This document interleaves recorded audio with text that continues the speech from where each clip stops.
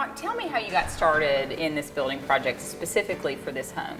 Well, James and Beth, I've known them for about 10 years, and they had the third child, and they kind of, he came to me and wanted me to build a house. And I've never been a builder that advertised and built multiple houses. I've kind of built, true specialty houses that are unique to what the owner wants. And James, I think, due to the relationship of our family and stuff, knowing some of our family members, knew that there was things I built in a house that that they would like, and it's kind of, I let them pick and choose what they want. I mean, they kind of tell me, give me a picture of what they want, and a lot of times when I tell them, what I told them early on was to get on Pinterest and, come up with a big variety of pictures, and we'll put it all together. We'll hire an architect and designer and put it together, and that's kind of what we did here. The first thing they told me about this house, they wanted something that looked like it had been built in Bardstown, that was 200 years old.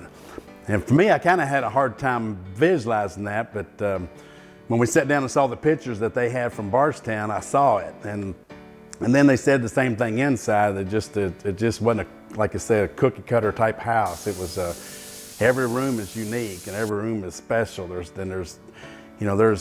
don't think there's any room in this house that you can duplicate out of a magazine. You won't find it. It's especially for what they wanted.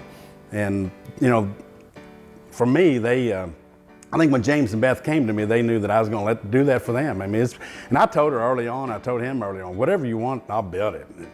Just tell me and we'll make it work. And, the architect we hired out of Indianapolis is a guy I've worked with for years, Alan Brown.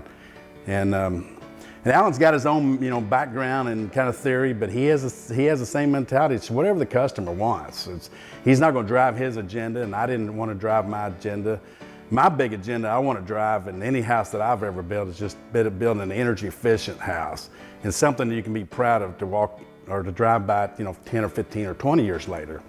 And I think it's what we gave them here in this house. It's just, like I say, just look around, it's really wow. I mean, they both had great vision. One thing they wanted that was so non-traditional, they wanted white oak flooring. And what we had a hard time with was not only the white oak flooring wasn't hard to find, and this is wide stuff, the minimum's 5 inches wide and it goes up to 8 inches. But then the steps, they wanted white oak steps, and that was really hard. The materials came from Cox's Interior, but they could get the treads for us, but they couldn't get the toe board, the white oak toe board. So we had to actually get that from a sawmill and put it in my wood shop, and hours of planing and milling it down.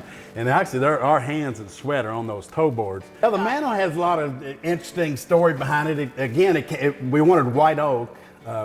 We've got the dark oak cabinets on the left and right, but Beth and James wanted the floor to kind of carry up to the mantel.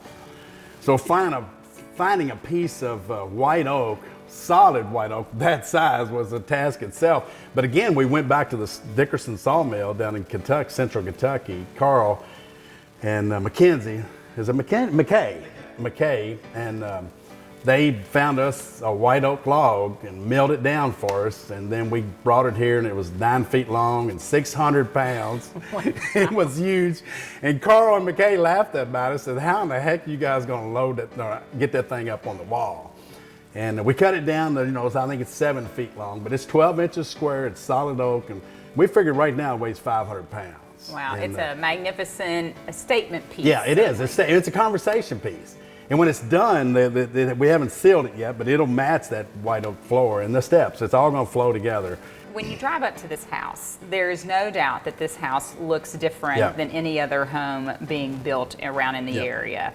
And so when you look at this house, not only do you have beautiful stone, which a lot of builders, either build with just a thin stone layer, or they opt for not stone because it's an expensive and hard material to build with, but again, it's a lasting material. But then you look at the roof.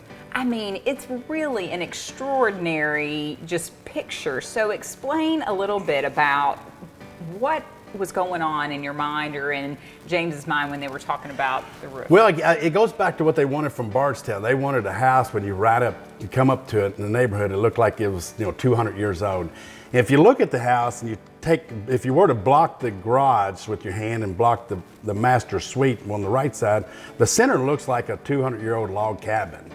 So James and them wanted the metal roof to be a true standing seam, and it's a true standing. It's a true standing seam. It's not, you know, traditionally what you get off the shelf. It's delivered. It's already hemmed and everything.